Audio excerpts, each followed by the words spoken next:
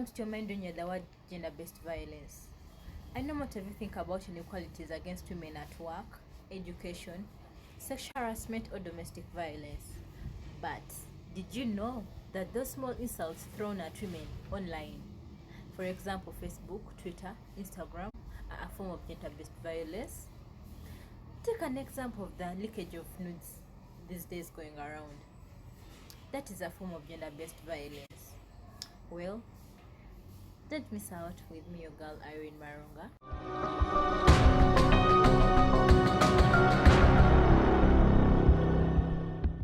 Welcome back from that short break. Well, as I was saying, when you hear the word gender-based violence, what comes to your mind?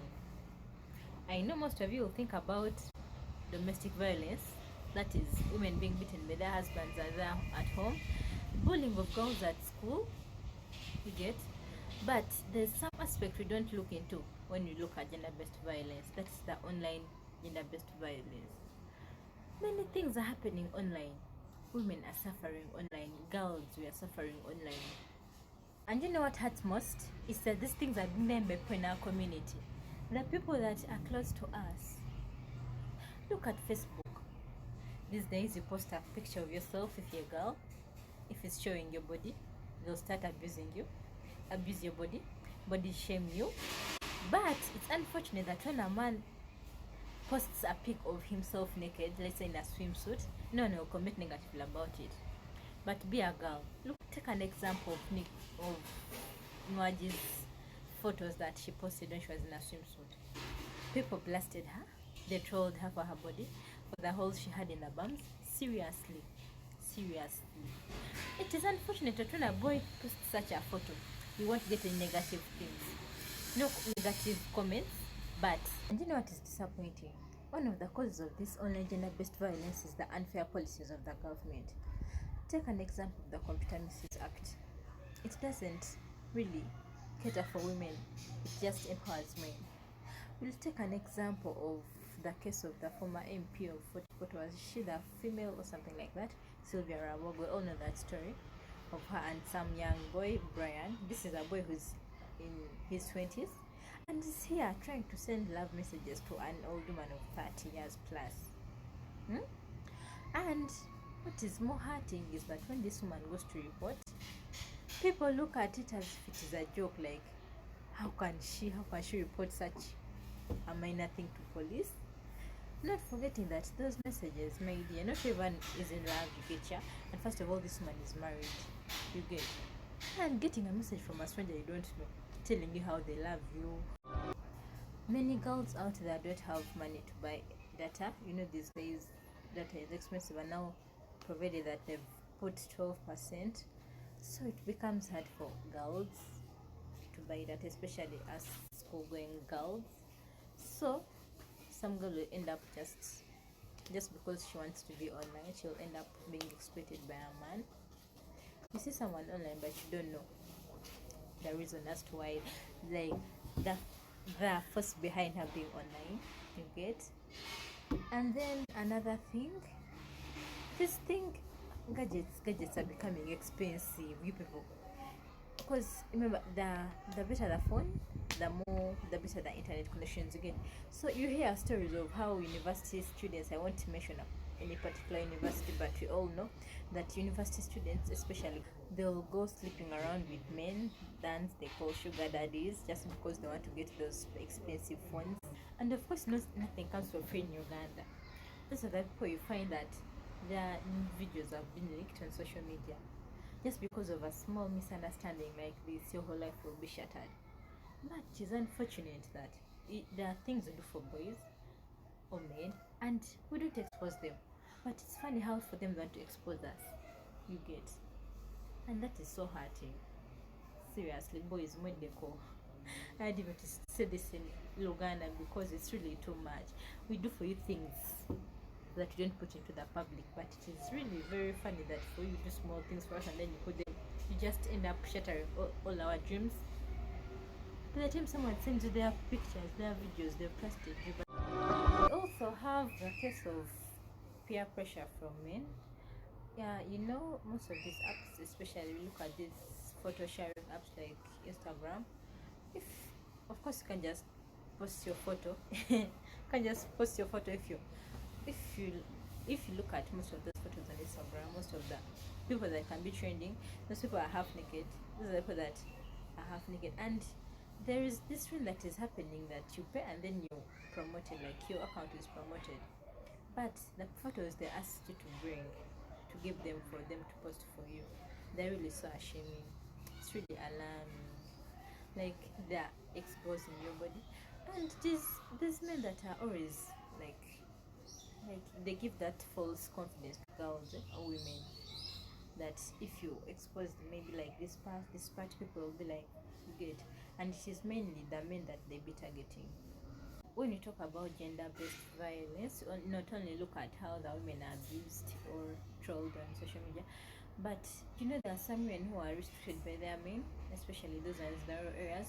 They're restricted by their men not to access these gadgets.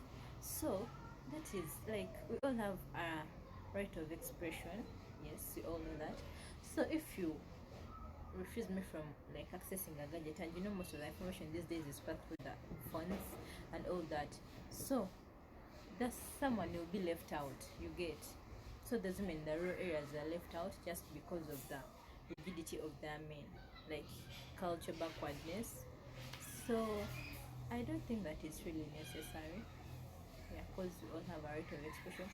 And then these are mature people. You can't stop someone from using a phone if they're 18 and above. These days, when kids of 6 years can access. Not only me not to be blamed here, but even as sometimes women we put on like, okay, like it's not all about putting on, but there is how like the way you behave is how people perceive you and will take you. That's the respect you'll earn.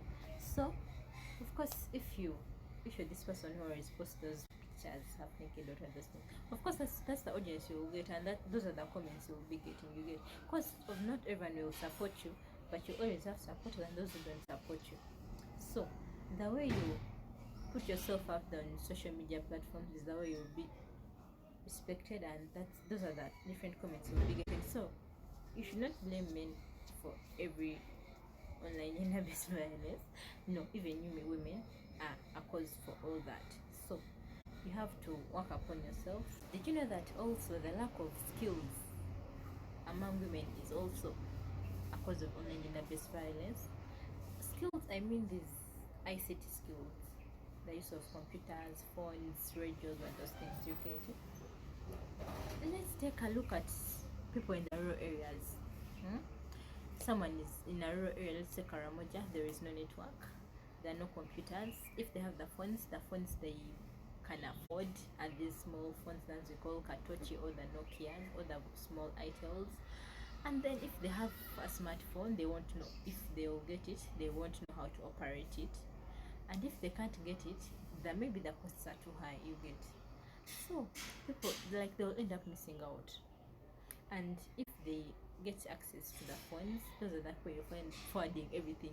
They're poor. You can, I think those of you use WhatsApp, you can be seeing people forwarding things they don't even know. You're asking your WhatsApp inboxes.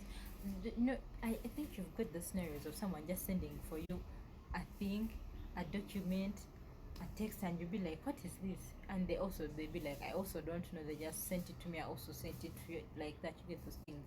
So that is lack of skills. They don't know what, like someone won't even know how to read, or they'll just tap something and then that arrow that shows forwarding and they don't know what it means, so they'll just find themselves just sending it. You get. Yeah, so I think we should work on our skills given.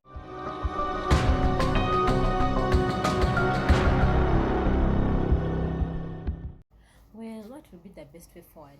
Well, I think I think if the government could enact more progressive policies, like they put in place policies that promote equality, both men and women, then I think it will be a better place for us to live in. Because most of these things, it can be like in a home. If you treat your children like not equally, there is a way that we will feel. So even that is what is happening to us. If the men will see that the women are not supported very well, so they will start using that opportunity, you get. And then another thing, this goes to us women, please, and let's please respect each other. by respecting each other, I don't mean like if you meet a fellow man, you greet them or respect them, but let's respect our bodies. Our bodies are temples of God. Hmm? The things you do now, all the things you do, are the ones that make us be, like all of us to be looked at as like that, you get. So when they're abusing you, they abuse all of us just because of you. And this goes mainly to celebrities. Celebrities think that when you expose the way, that's when men will love you, or that's when people love your music. That's not it, my dears. You're shaming us, you're shaming our generation. What will people see? Which kind of music? Can't you compare the music you're producing now, the videos you're producing now and the videos of long ago, those of Eli Wamalas? So it's not all about exposing your body, but how, if you dress well, you shall still. Please, men, please. My humble request, Bimba Saba, please stop hyping these women. Okay, even if it's true, but please reduce. Because, you see, when you tell them, oh my god, you're looking cute, oh Manang, I love your body, what, when they're putting on those skimpy things, so they will go on and on. So, that will be diminishing us as women. That is, so when they're abusing her, they'll generalize. Of course, they won't say maybe, let's say, this musician Irene, let me use my example, this musician Irene Bichi, they'll say women of these days, this dress like this, but when it is only one person like this whom they're trying to touch, you get. And then if you're not careful, I repeat, if you're not careful, if this digital gender gap is not addressed, I don't know where we're heading. Digital technologies, instead of help reduce the gap between men and women, those are the social media inequalities, instead of reducing them, they'll just increase them. And what will come out of that? What will be the outcome? Girls and women will be left out in the developing digital spaces. So, dear men and women of this country and all over the world who are watching this, please help us fight against online gender-based violence. Not only online gender-based violence, but also those other forms of gender-based violence that are happening in the world. And before I say ciao, please don't forget to subscribe and tap on that bell so that you'll be notified anytime I upload a new video. And please don't forget to share to your friends. Those that have not yet subscribed, share to your friends, like, comment. And before I forget, in case there's anything that I didn't talk about, let's say the causes of online gender-based violence, the way forward for us, please, you can put them in the comment section. We shall be there, we shall reply, we shall chat. Yes, and please keep safe, wear that mask. I'm not having a mask because I'm at home. Put on a mask, sanitize, social distance if you're at work. Yeah, we all need to be healthy after all these 42 days.